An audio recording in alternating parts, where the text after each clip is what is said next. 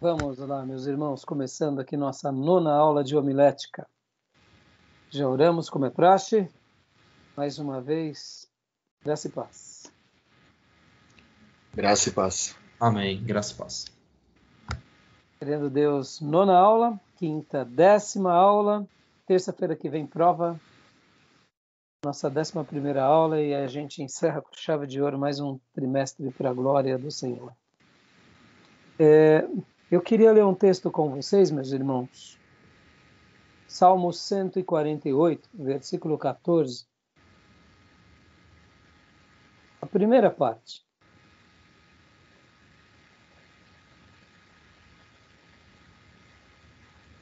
Como é costume nosso, gravamos as nossas aulas, sempre que a gente possa utilizar, ou utilizar futuramente também nas nossas aulas, para abençoar outras turmas. Primeira frase desse versículo. Hoje a nossa irmã, no culto da União Feminina, fui cultuar com as minhas irmãs. Hoje estive lá com elas, consegui ir, fui para abençoá-las, orar por elas.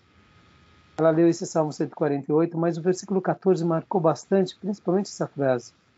Leia para nós, pastor, por favor, a primeira frase. Salmo 148, 14. Ele concedeu poder ao seu povo e recebeu louvor de todos os seus fiéis. Pode continuar lendo. Dos israelitas, povo a quem ele tanto ama. Aleluia. Aleluia.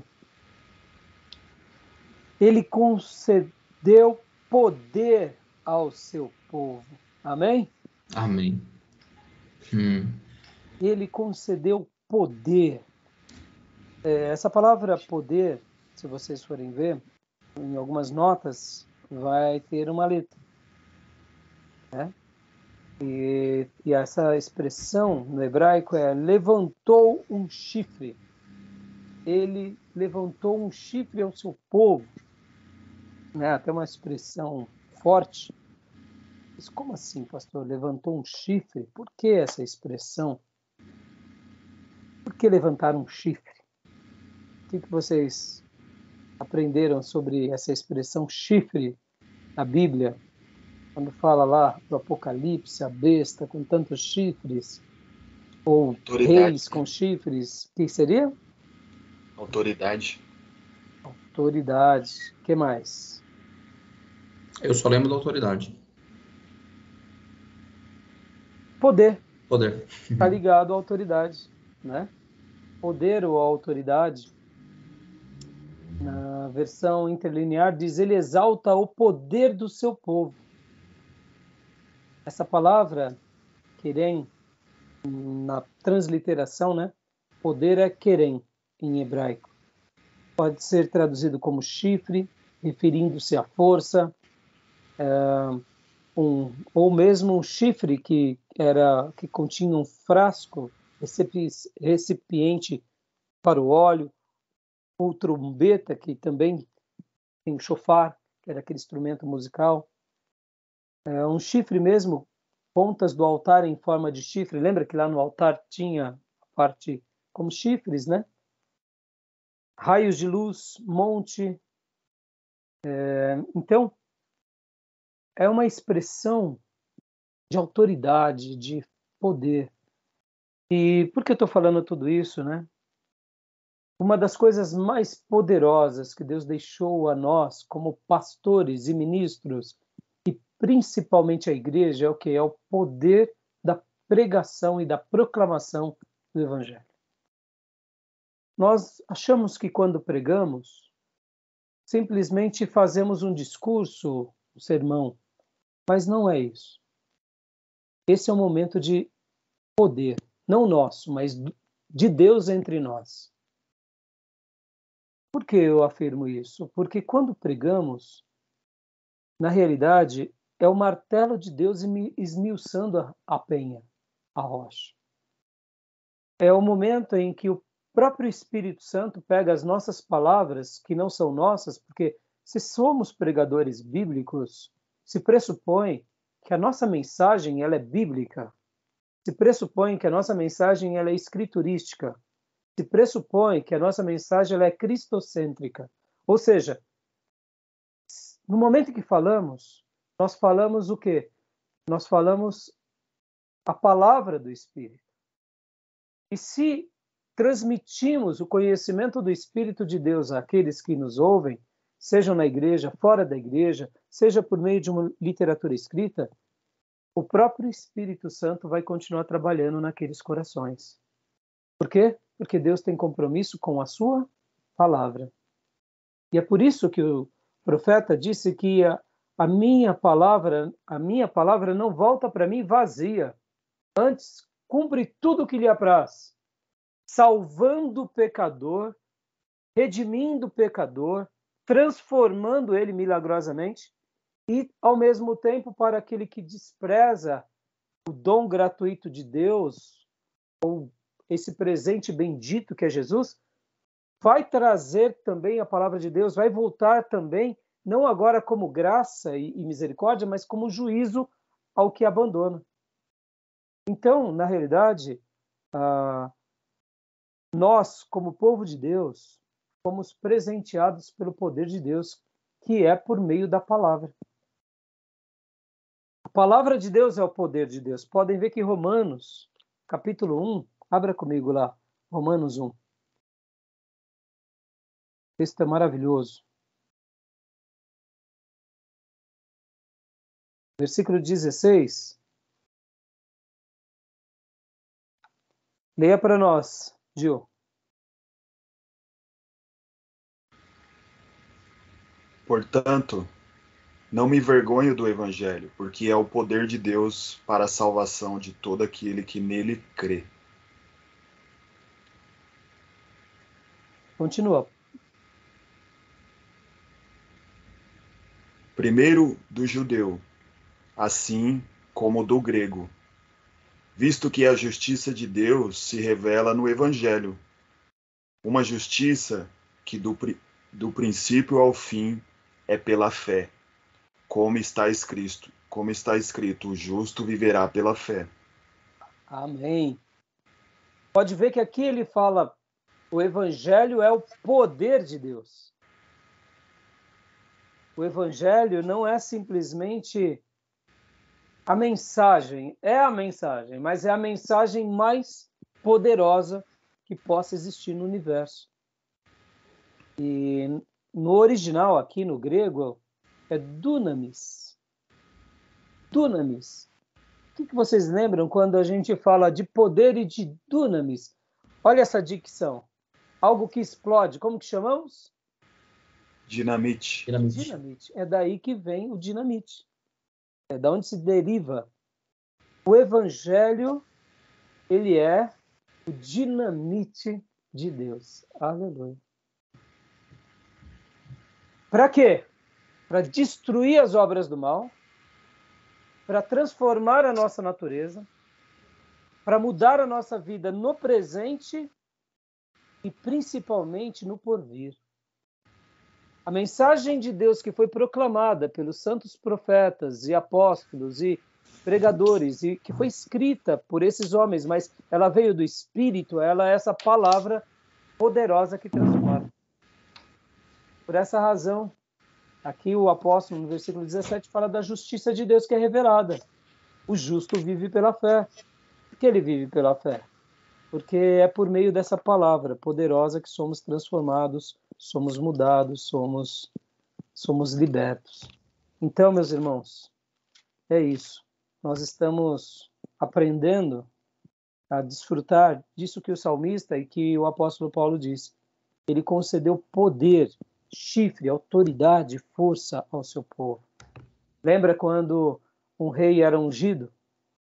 O sacerdote ou profeta pegava o chifre cheio de azeite e derramava, mostrando a sua autoridade, o seu poder não é apenas dessa terra, mas é dos céus. Nós, ministros do Evangelho, somos mensageiros da mensagem mais poderosa que existe sobre todas as mensagens. Porque nós não falamos de nós mesmos, falamos da parte de Deus. E quanto mais fiéis formos ao Evangelho, do Gênesis ao Apocalipse, mais poder teremos. Que Deus nos concede assim, porque a Igreja de Jesus merece, o nosso Messias, o Nazareno, o amado da nossa alma merece, e quem sabe assim, dessa forma, a gente possa estar construindo uma igreja cada dia mais poderosa, não porque somos melhores, mas porque estamos nos mantendo fiéis a essa mensagem poderosa, essa mensagem de autoridade. A mesma mensagem que Paulo não tinha vergonha de proclamar, que era o poder de Deus para a salvação de todos, judeus, gentios, todos. Porque essa salvação nos atingiu e Deus vai nos usar para levarmos essa mensagem para muitas vidas. Amém? Fica aqui para vocês essa Amém. breve reflexão, porque a gente está aprendendo aqui a arte de pregar homilética, mas nós não estamos aqui simplesmente aprendendo a discursar para os homens. Nós estamos aprendendo a transmitir o poder de Deus aos homens. É o Evangelho, só isso. Não é a nossa sabedoria, não é o nosso conhecimento, mas é a mensagem dele para todos. Amém? Que Deus nos ajude nessa caminhada e que a gente jamais saia do caminho, pegue atalhos e nem se ensorbebeça. Tá bom, meus irmãos? Nona aula, tá bom? Querem Amém. comentar alguma coisa? Não. Amém. Também não, pastor. Então vamos lá, bora para os nossos slides. Nós paramos semana passada no slide número 14.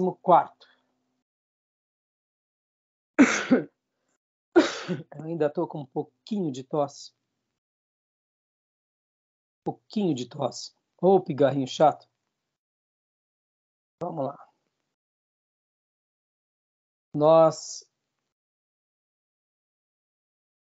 paramos aqui. A gente paramos logo no início, né? Esse 14º módulo, o slide, ele vai trabalhar sobre métodos de proferimento de sermões. Normalmente pensamos em 6 opções: o improvisado, o acadêmico manuscrito e o espontâneo. Paramos aqui no espontâneo, mas como é rapidinho, e a gente está bem no começo, vamos ler novamente. Tudo bem, Gil? Vamos ler desde o início aqui, tranquilo. tá bom? Pastor, a gente vai dar uma pincelada, né? Depois, como o pastor teve dificuldade semana passada em virtude do seu trabalho, assim que der, assista. Mas como o pastor também, graças a Deus, é um bom aluno, não faltou uma vez, né? Então, bom aluno, lembrando que a gente tem limites de faltas, né? Então, mas assim, eu acho que vai ser bastante enriquecedor. A gente trabalhou bastante sobre mensagem expositiva, e eu também fiz questão de fazer uma pincelada sobre o que é pregar expositivamente, e também falei um pouco também sobre sermões alegóricos, né? A importância dele. Eu achei que foi muito, muito boa a aula. Modéstia à parte, tá, irmãos? Então, eu também faço minha avaliação crítica, né? Então, sim, eu tenho hora que algumas aulas, a penúltima, eu achei que foi uma das melhores do módulo, né? Eu confesso, sem ser a 7ª, né? Tem vezes que parece que é mais especial, né? Eu acho que o tema, o momento, os presentes de Deus, né? Mas assim, é um módulo muito, muito bom. Então, vamos ler rapidinho? Pode ler para nós, pastor, aqui sobre essa questão do proferimento, né? O improvisado. Vantagem do improvisado. Vamos lá. Não se estuda, não investe tempo, fala-se com muita liberdade, sem a preocupação com esboços. Desvantagem. Desvantagem: de ser repetitivo, de sair do contexto, de não edificar a congregação, falta de profundidade, infidelidade bíblica, muita ilustração, histórias pessoais, ideias desconectas. Ou seja, não alimenta ninguém, né? Então, eu comentei bastante na aula passada, e inclusive eu estou querendo aqui gastar esse momento, porque acho que é importante só dar essa reprisada, até para a gente dar uma aquecida nas lembranças. Eu falei para o pastor e para o irmão Gil, pastor, que é o seguinte: E o improvisado tem vantagens e desvantagens. Eu entendi o que o pastor Sérgio Mascarenhas quis dizer aqui sobre a vantagem. Não se estuda. Eu acho que aqui está dentro da desvantagem, né? Porque o método do improvisamento, ele tem que existir, né? Eu até brinquei aqui com o Gil, falando assim, eu não sei se vocês já viram, por exemplo, músicas clássicas, principalmente jazz ou blues, quando eles estão tocando, eles fazem muito improviso. Seja na guitarra, no sax, no trompete, na bateria, né? Quem é que faz improviso? É um músico iniciante ou é um músico experiente? Entendeu?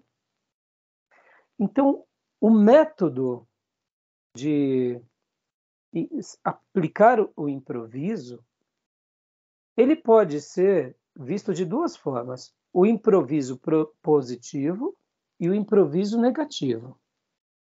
O que seria o improviso positivo? É aquele que vive a vida toda se preparando e, de repente, é o momento de Deus e ele usa o que ele tem e acerta o alvo.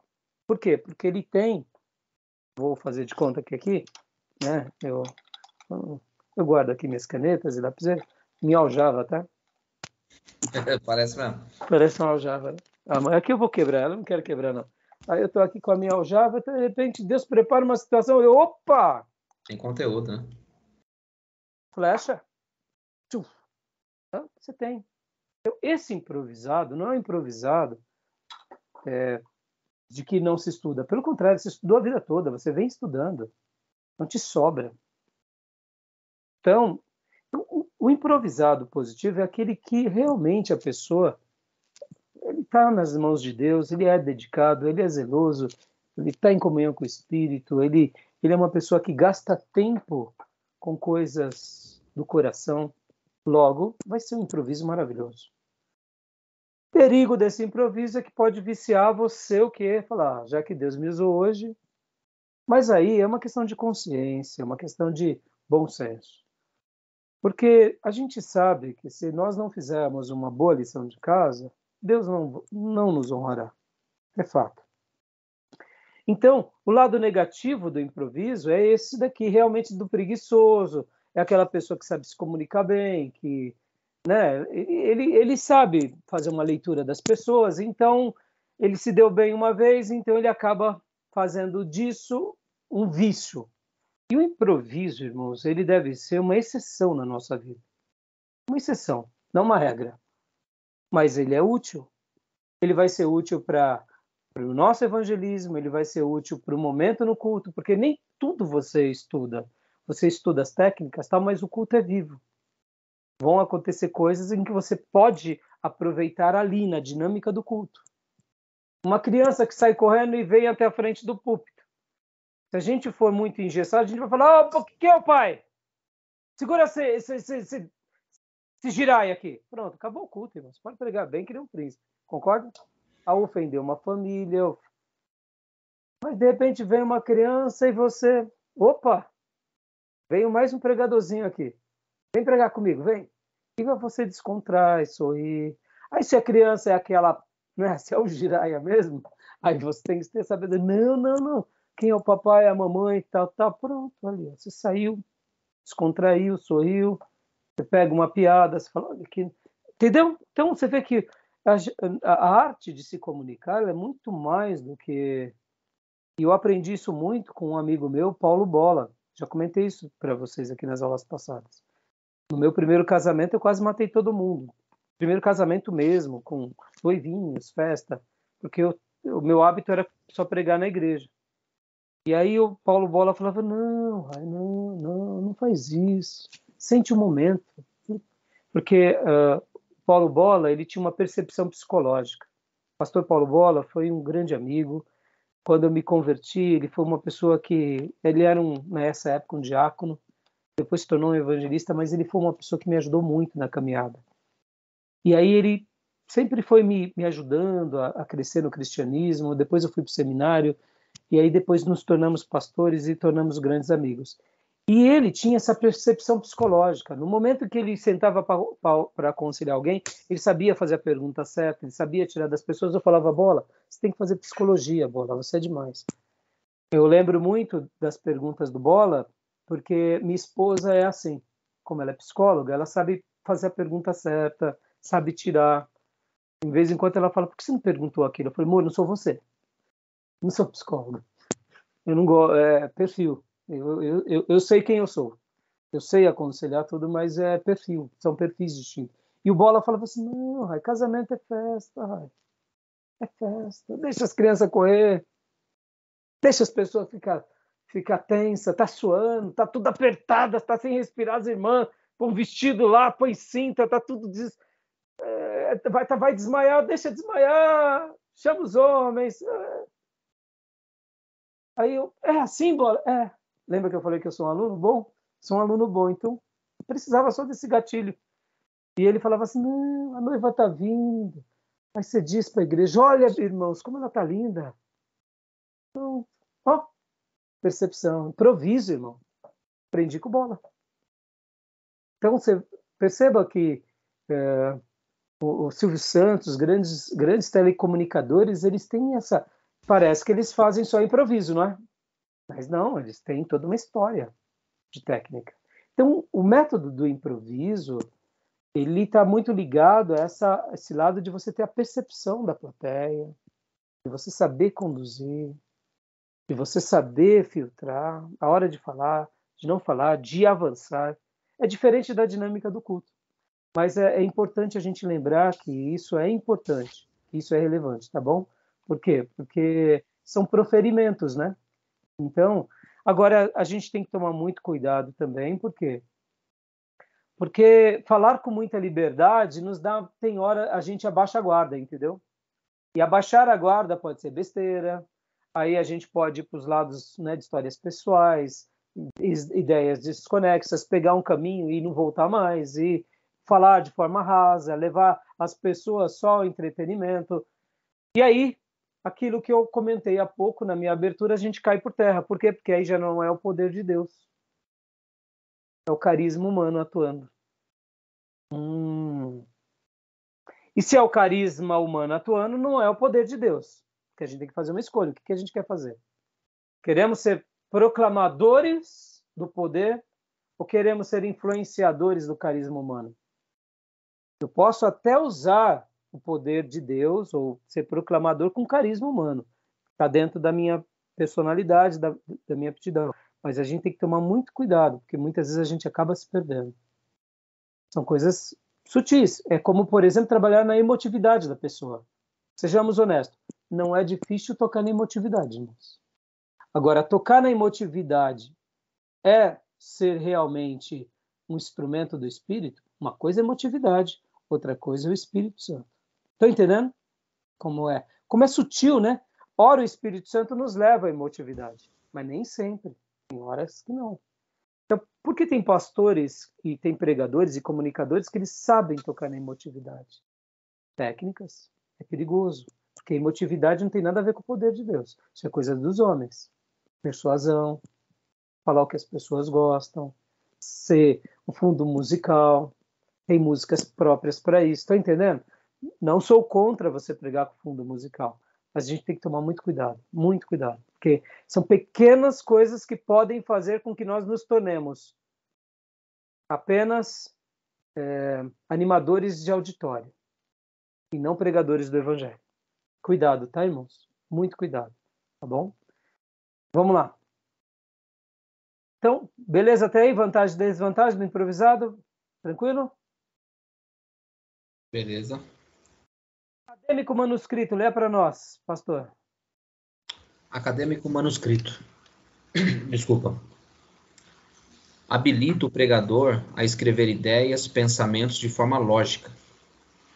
Vantagem. Vantagem. A argumentação é distribuída de forma convincente. A unidade no sermão, citação bíblica com mais precisão, evita desvios do assunto, obedece o tempo previsto, pode-se analisar com mais exatidão, diminui o nervosismo quando se fala, é mais usado no meio acadêmico? Então, a gente já comentou em outras aulas sobre pessoas que escrevem. Se você conseguir escrever e literalmente ler da forma que você escreve e se comunicar, você acertou, eu diria, 2 vezes, porque além de você fazer uma boa lição de casa, na hora que você está se comunicando, você fala com autoridade, liberdade, como se não estivesse escrito, mas você já tem texto escrito, ou seja, manual ou mesmo digitado.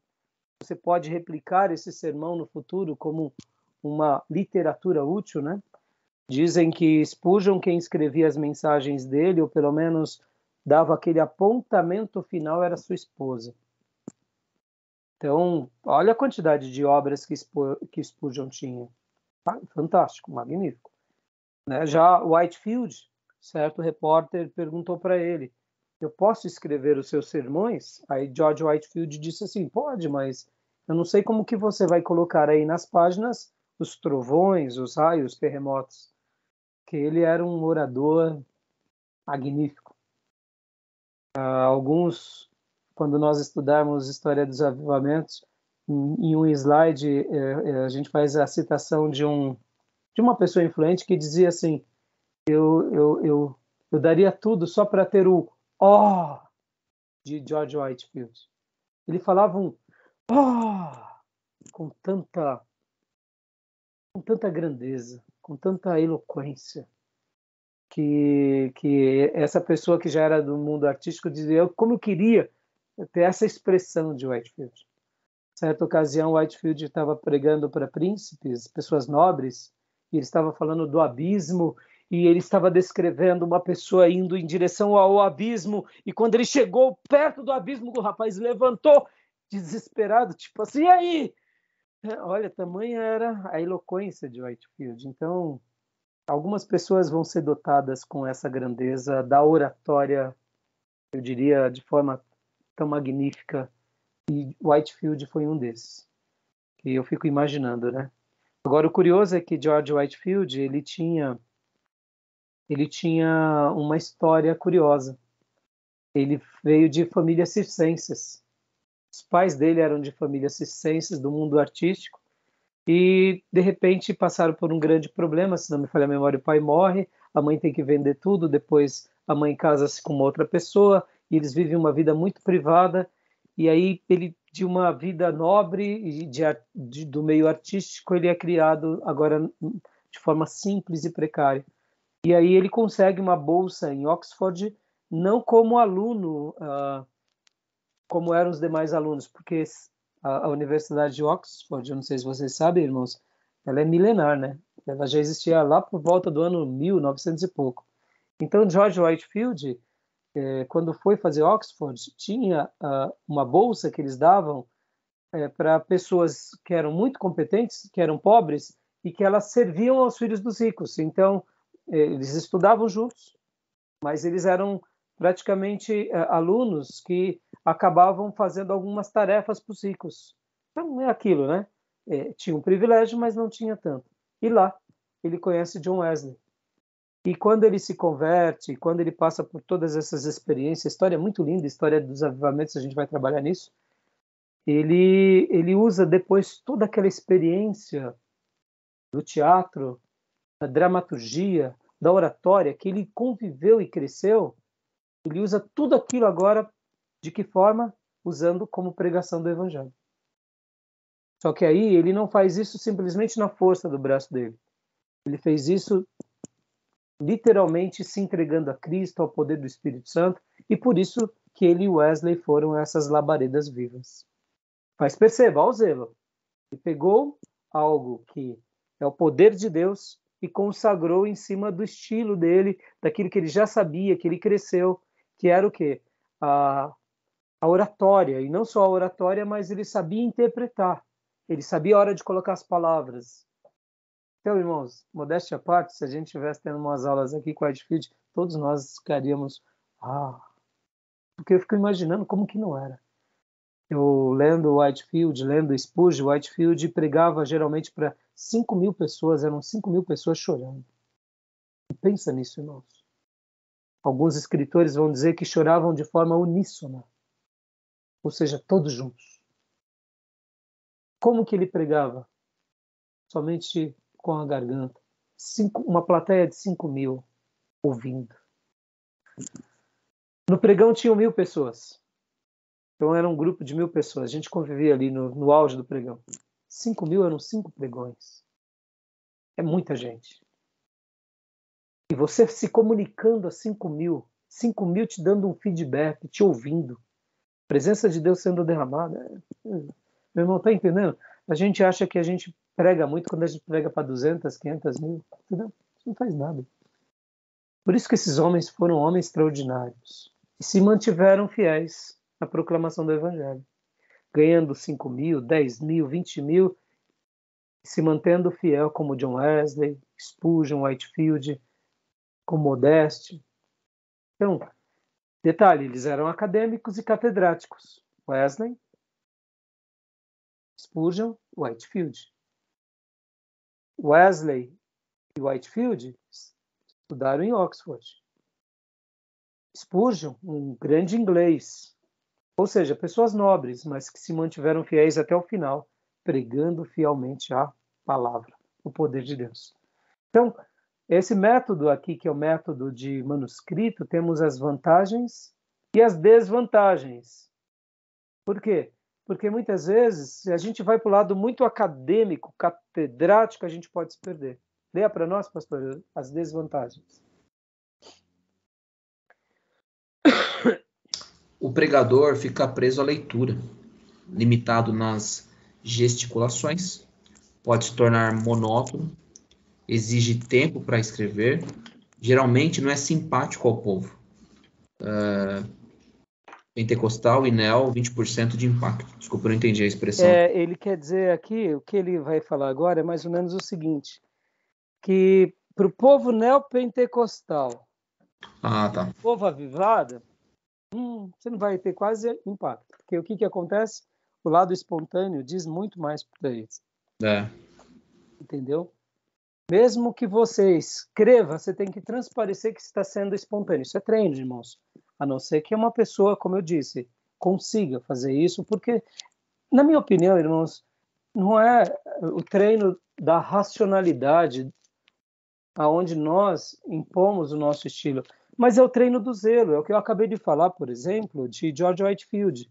Por que Spurgeon citava tanto George Whitefield? É simples. Spurgeon era um pregador que amava ser pregador. E em George Whitefield e John Wesley, Spurgeon via mais em George Whitefield mais paixão, mais semelhança. Pensem assim, John Wesley foi um grande pastor e um grande avivalista. Mas ele foi um líder denominacional, ele foi um formador de opinião, ele foi um formador de ministros leigos, ele foi um evangelista. Whitefield já era o quê? Um avivalista, era um pregador. Era um pregador. E o que Spurgeon se torna? Príncipe dos pregadores. É normal. Uma pessoa que gosta mais do lado, né, de gestão, de multiplicação, de formação de igreja, de amplitude, vai ter Wesley como uma referência, porque você se assemelha. Então, John Wesley, ele usava Whitefield e citava Whitefield com muita frequência, porque eu ficava imaginando assim, ele ouvia as histórias, ele lia os livros e ele falava, quero aprender com esse camarada, quero ser como ele é. Por isso que Wesley se torna tão prolixo, ele se torna tão exímio. Por isso que ele faz essas lições de casa, né, de uma forma tão linda. Ele se esmera em cima da arte de pregar e ele se tornou um príncipe.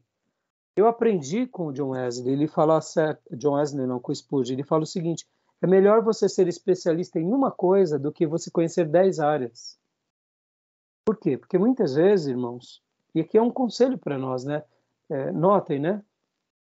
Nós que somos pastores, somos tentados a fazer um pouco de cada coisa. Né?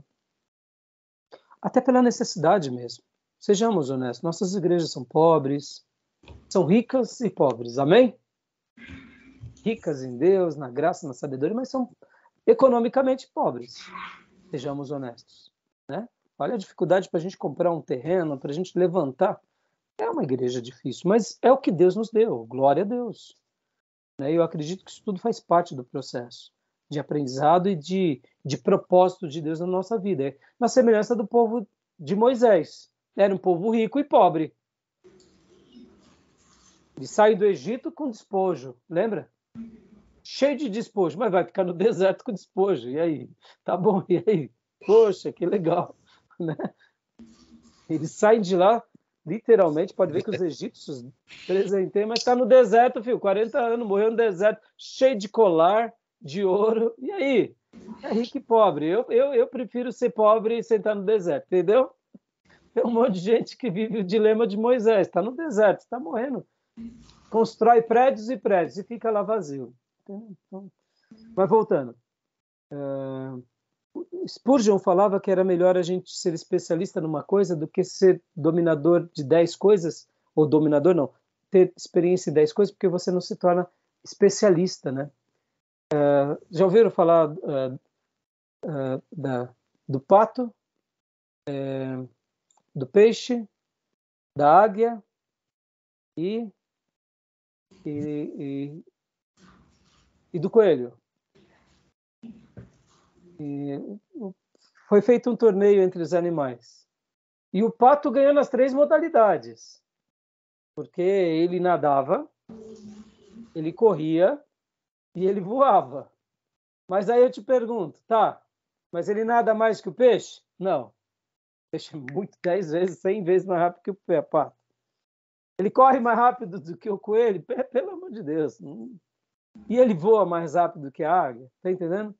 Muitas vezes a gente é o ministro pato, né? Faz de tudo um pouco, mas é pato. Nada, mas não nada tão rápido. Chegar ali um jacarezinho, engole. Entendeu?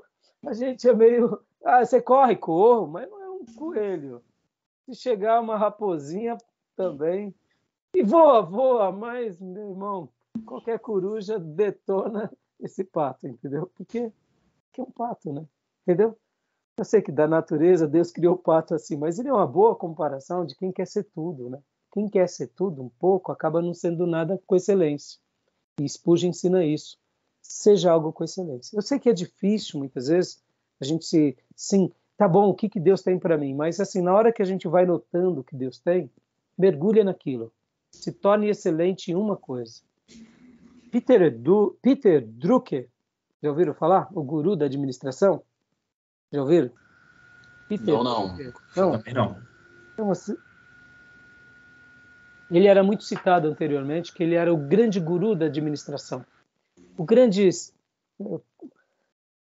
Uma pessoa muito famosa, algumas décadas atrás. Como que é o nome, pastor? Peter Drucker. Pensei que era Agenor Duque. Não. Ai, não. Sangue de Jesus tem poder. É boa para quebrar o gelo.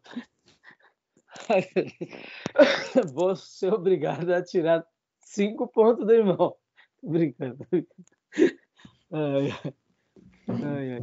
Ele dizia o seguinte... ADM, hein, cara? Já pensou? Hã? Especialista em ADM, já pensou? Pelo amor de Deus. Isso daí é especialista em... Bom, deixa para lá. Vamos para aula. Voltando aqui. Ele era... Peter Drucker foi um grande professor, palestrante. Ele tem muitos livros escritos e ele sempre trabalhou muito sobre administração. E ele falava o seguinte, que todos nós somos bons em uma única coisa. Servimos para mais 2 ou 3 e nas demais nós enrolamos. Entendeu? É verdade, nós nascemos para uma coisa. Já que nós nascemos para uma coisa, serviremos para mais 2 ou 3. E nas demais coisas só enrolamos. Por quê? Porque Deus nos fez com uma aptidão exclusiva. A grande dificuldade é descobrir. Quando descobrimos, aí nós nos tornamos especialistas. Porque aí é o nosso dom, o nosso talento, debaixo da potente mão de Deus, servindo a obra. Enquanto a gente não descobre, a gente é um pouco pato. Nada, voa e corre. Mas que nem pato, né? Entendeu? Então, gastei um tempo aqui, mas o método acadêmico ele tem a desvantagem porque muitas vezes é muito catedrático. Agora paramos aqui semana passada. Espontâneo. Né? Pode ler para nós, pastor. Somente as ideias principais são escritas sem detalhes de explicação, ilustração, aplicação, conclusão e apelo. Qual é a diferença do espontâneo para o improvisado? O que vocês acham? O improviso, me parece que ele acontece em ocasiões, se bem que os dois, né? Pode ser em ocasiões inusitadas. Desculpa, eu não sei, não vou saber definir. Gil? O espontâneo talvez seria algo que sai de uma forma bem natural, mas não necessariamente pode ser algo de improviso ou inusitado, mas algo que a pessoa tenha convicção e saiba realmente o que está fazendo e falando, mas de uma forma bem natural, espontânea. Então, o nome já traz uma ideia e um conceito. Mas assim, eu fiz questão de perguntar de propósito, porque muitas vezes a gente usa o improvisado como espontâneo, o espontâneo como improvisado e faz meio que uma salada entre um e outro. O que o nosso querido pastor Sérgio Mascarenhas, quando montou esse slide, ele estava querendo dizer o seguinte: o pregador espontâneo é aquele que ele não se prende a nada. Ele não se prende aos manuscritos que ele escreveu, ele não se prende, ele fica um pouco mais solto, ele é espontâneo. O que vai acontecer? Ele não consegue dizer como vai ser, porque ele mesmo tem medo de afirmar como vai ser, porque toda vez que ele fala, eu vou fazer isso, chega lá e ele faz outra coisa. Então ele prefere assumir uma identidade de espontâneo. Então, tanto o espontâneo quanto o improvisado, eles se parecem, eles se assemelham. Só que o improvisado, lembra que eu falei que quando você faz o improviso, você tem que fazer dominando do assunto. Porque se você faz um improviso pelo relaxo, isso é um improviso negativo, que acaba sendo espontâneo negativo também. O lado do espontâneo, se você não tomar cuidado também, assim como o improvisado, você pode ir para os extremos. Já que você não sabe como vai fazer, você também nem se preocupa em o que irá fazer. Ou seja, você não estuda, você não se prepara, você deixa tudo a critério de Deus. Isso também é perigoso. Perceba, o espontâneo, ele pode ser bom, porque você pode ter um lado positivo de, como eu disse há pouco, de aproveitar situações, assim como o lado do improvisado. Mas se você não tomar cuidado, o espontâneo pode ser perigoso, porque você acaba também caindo em vícios perigosos. Vamos ver aqui o que o pastor escreveu como vantagens e desvantagens. Eu não sei se deu para esclarecer um pouco, ou deu para vocês compreenderem que eles estão bem próximos, mas, ao mesmo tempo, a gente tem que tomar muito cuidado. O que ele quer dizer mais aqui como espontâneo, irmãos, é exatamente isso. Sabe quando você vai pregar, você fala, bom, eu vou começar com isso, eu vou fazer aquilo, e você foge todo o roteiro? Então, essa pessoa, ela tem um lado mais espontâneo mesmo. Assim como o irmão que escreve tudo tem um lado mais catedrático, ele tem que saber usar o lado catedrático com leveza, para não se tornar pesado. Porque muitas vezes a gente acaba indo para os extremos, sabe? Eu escrevo, eu decoro e eu enfado as pessoas. Spurgeon dá uma definição muito linda sobre essa questão. Ele fala o seguinte, que nós, como pregadores, não temos que ficar, por exemplo, ensinando as pessoas sobre detalhes exaustivos. Por exemplo, pregador é aquele que faz o pão e dá o pão para o ouvinte. Mata a fome. Dá água fresquinha. Não entra no mérito da farinha, da Ele quantidade. não entra no mérito, não é nem da farinha, pastor. Ele não entra no mérito do campo, da agronomia, do tempo de plantio, de secagem, de colheita. Ou seja, mais profundo ainda. É o mestre, entendeu? Olha o catedrático. Aí Spurgeon ele fala, não, o que o povo precisa é o que é pão de Deus.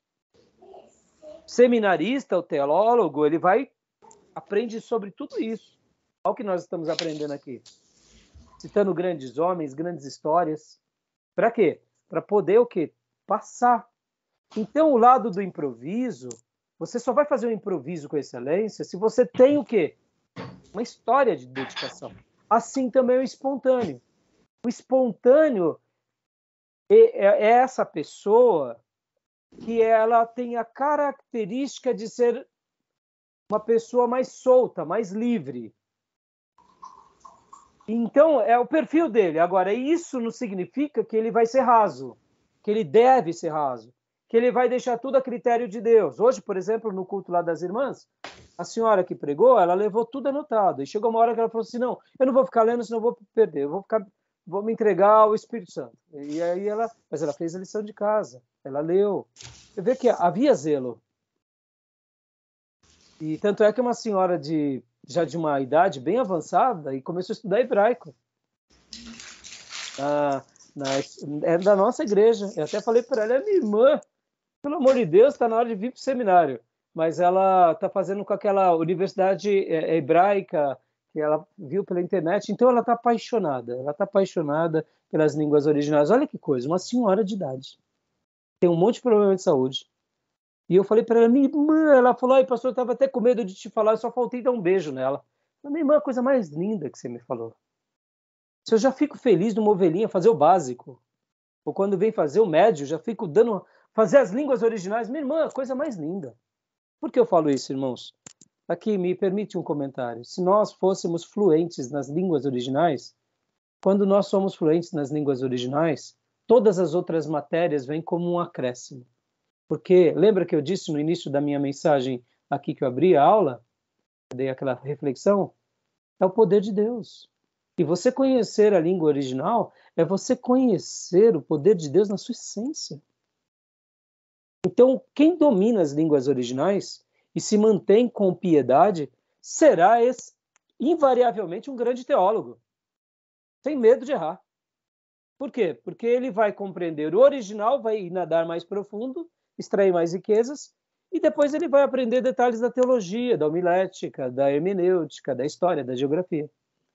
Então, assim, agora, por que nós deixamos até as línguas originais mais profundo? Porque há uma complexidade mesmo. As línguas originais, se a gente começa dando eles no começo do seminário, muitas pessoas, elas espanam, porque são chamadas línguas mortas, é difícil. Mas voltando, você viu, essa irmã faz línguas originais, ela escreveu a mensagenzinha dela, e na hora que ela estava pregando, ela falou, irmãos, eu vou, deixa aqui o caderno, eu vou seguir o Espírito Santo. O jeito simples dela, ela falou isso. Mas por que eu estou falando isso? Ela foi espontânea, mas ela fez a lição. Está entendendo? Então, espontâneo é isso, é você saber quem você é, não ficar preso. Como que o espontâneo geralmente faz? No máximo, ele leva para o púlpito um esboço. Texto, título, tese, primeiro argumento, segundo argumento, terceiro argumento, conclusão e ilustração. Só isso. Mas aí ele estuda bastante, ele escreve, toma nota, mas lá no púlpito ele não gosta de ficar assim, ele não gosta nem de ficar preso, ele gosta de andar, ele gosta... E aí as ideias vão fluindo, é o lado espontâneo. Agora, como eu disse, os exageros podem ser perigosos, porque eu sou espontâneo, mas eu não me preparo. Eu sou espontâneo, mas eu não me dedico.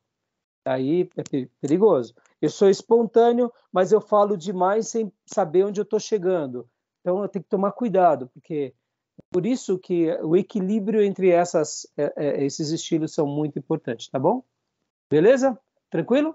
Vamos ver aqui os pontos positivos e negativos. Espontâneo. Vantagem. Vamos lá. Habilita-o a pregar logicamente, força-o a pensar rapidamente, lhe dá segurança para não sair do texto, desenvolve início, corpo e conclusão, policia-o a não ser repetitivo, lê o mínimo possível, dando-lhe liberdade. Ou seja, uma grande vantagem. E a desvantagem? Desvantagem. Tomar cuidado para não interagir demais com o povo, falta de relação nas palavras, ausência de ilustração, aplicação, perigo do excesso de conceitos, selecionando apenas as ideias. Então, vale aqui essas considerações. Tudo bem? Alguma dúvida até aí? Eu estava pensando aqui, o espontâneo, ele obviamente faz o dever de casa, né? Obviamente que ele não se prende ao papel, mas o fato dele fazer o dever de casa, acho que até se cumpre nele a palavra, né? Que o Espírito vos fará lembrar de tudo aquilo que vos tenho ensinado. Ou seja, se fará lembrar significa dizer que ele, em algum momento, ele aprendeu. Perfeito. Exatamente. Por isso que assim, o espontâneo a gente deve dosar com muita piedade para que ele não vá para os extremos, mas se ele tiver o equilíbrio, ele vai ser muito bem sucedido. Porque ele vai se lembrar, vai recordar, vai saber aplicar, né? Mas é isso aí, pastor. Mais algum comentário, Gil? Pastor? Tranquilo? Vamos lá. Aqui, método memorizado e recitado. Esse proferimento aqui é simplesmente genial. Irmãos, eu admiro demais. Como assim, pastor? Irmãos, um artista, a capacidade de um artista pegar um texto e decorar, eu sou um admirador assim. Eles constroem as ideias, pegam um texto de fulano, um outro texto que não tem nada a ver a construção das palavras e cita corretamente. Isso é uma virtude que eu diria magnífica. Se o pregador tem esse método, né, ele vai citar a Bíblia, ele vai ler o seu próprio esboço, ele vai recordar. Então, eu acho que de todos esses métodos, esse daqui, se a pessoa ela é aplicada, eu diria, desde a sua confecção até a sua transmissão, ele não perde praticamente nada. Por exemplo, irmãos, eu preciso anotar algumas coisas. Por exemplo, domingo na mensagem, preguei a mulher samaritana, viu? Acabei pregando mesmo. Acabei fazendo aquela mensagem. Deu tudo certo, usei Agostinho de Hipona. Foi um laboratório legal nas aulas passadas aqui com vocês. Mas eu estou até com um rascunho que eu não digitei ainda, parte, né? Eu tinha impresso parte da minha mensagem, mas aí foi surgindo alguns rascunhos no próprio domingo de manhã, e aí não foi meio que em cima da hora eu anotei. E dentro da minha tese, logo depois, eu coloquei uma outra frase que eu uni a tese, então eu pus aqui, até pus em vermelho. Tese. É a continuação, sabe? Eu trabalhei naquela ideia de que Jesus ele arruma um tempo especial para se encontrar conosco. Ele deseja estar ao nosso lado para revelar quem realmente ele é. Se você ou se nós soubéssemos quem realmente ele é, ou quem realmente eu sou, Jesus dizendo, você me buscaria sempre de uma forma muito especial, dando aquela ideia do diálogo. Então essa foi a minha tese. E no momento em que eu fui construindo e falei a tese domingo, eu falei, eu preciso citar da forma que eu escrevi. Por quê? Porque muitas vezes eu escrevo, na hora eu acho fantástico, na hora que eu estou citando eu não lembro. Então eu aí, quando eu estou pregando, e aí para eu não errar, eu bato os olhos. Aí muitas vezes eu cito até lendo, né? É o meu jeito. Eu queria ter essa habilidade de memorização, confesso. Dizem que C.S. Lewis, ele citava a página, ele citava o livro e ele citava até mesmo um parágrafo. No livro tal, vamos supor, né, do Gruden, 1000 páginas, na página tal, no terceiro parágrafo está escrito assim: "Ô, meus irmãos, pelo amor de Deus, isso para mim é uma coisa dos anjos, entendeu? Poder você citar isso é extraordinário. Extraordinário. Então, esse proferimento aqui, que é memorizado, recitado, Pensamentos e palavras são preparados, decorados e apresentados na íntegra. Meus irmãos, eu acho que esse daqui é um dos métodos mais extraordinários. Por quê? Porque você fundamenta toda a sua construção, ora com o que você escreveu, ou seja, você está consciente do que você escreveu, está afirmando, defendendo, negando, refutando, e quando você cita suas fontes, sejam elas a palavra de Deus, que é a principal, e os grandes pensadores, você cita na íntegra. Para mim é fantástico. Por que eu estou expressando tudo isso e a admiração? Porque eu troco muito palavras, irmãos, eu troco, é muito comum. E meu filho caçula, ele também troca, né? Uma vez, quando ele era criança, a gente estava assistindo, na época a gente tinha Sky, aí aparecia muito aqueles comerciais de perfume, né? E tinha um perfume lá que era Anjo e Demônio, Anjo e Demônio, né? Falando em francês. Aí ele era criança e falou: pai, como que é o nome daquele perfume mesmo? Anjos e Capetas? Aí a gente ria. Aí minha esposa falou: esse é Raimundinho. Irmãos, é absurdo. Eu troco, olha assim, então, se uma hora o pastor errar, me perdoem. Eu assimilo a ideia, porque eu tenho dificuldade de assimilar as palavras, né? Então, há 2 domingos atrás, eu pregando sobre aquele outro rapaz que fez uma contenda depois de Absalão, a Bíblia fala que ele era, quer ver? Eu citei, depois eu falei, mas será que eu citei certo? Seba. O texto diz na NVI desordeiro. E eu falei assim que ele era um baderneiro. Errei por pouco. Tá ali. Só que ele é desordeiro, né? Mais profundo. Então, assim, É sinônimo. Hã? Mas É sinônimo. tem hora que eu dou umas bolas fora, admito isso. Por isso que talvez eu tenha uma admiração profunda por esse método. Um dia uns irmãos aqui da igreja me falaram que em Poá tinha uma tal de uma pizzaria fantástica em tal região. Não é mesmo? Eu fui atrás. Eu procurei. Aí procurei a pizzaria do Barrigucho, e não achava. Aí depois de tanto procurar, o rapaz começou a rir. Falei, ai meu Deus. Falei, dei bola fora. É do Pansucho. Entendeu? Então, essas são as minhas dificuldades. Admito. Então, se uma hora usar uma palavra errada, perdoa, pastor, tá bom? Mas me esforço, tá? Me esforço. Então, imagina, quando isso acontece, né, eu dou muita risada, porque eu falo, ai meu Deus. E, então, assim, você vê, esse método de proferimento é fantástico.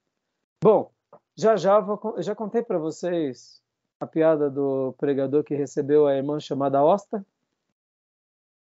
Já?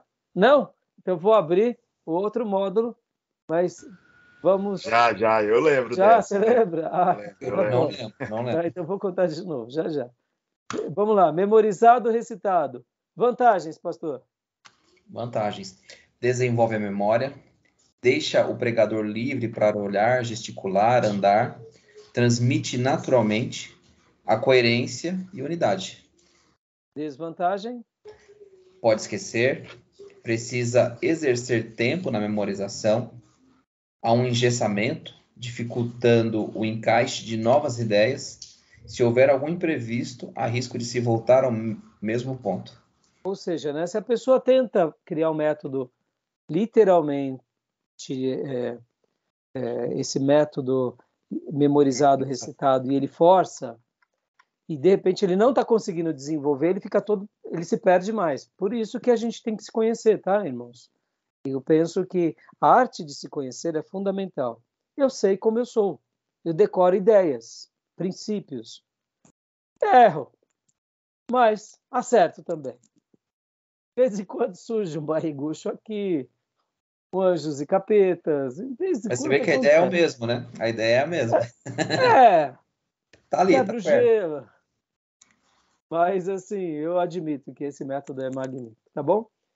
Eu vou terminar aqui a gravação e vou abrir outra gravação, tá bom? Já é.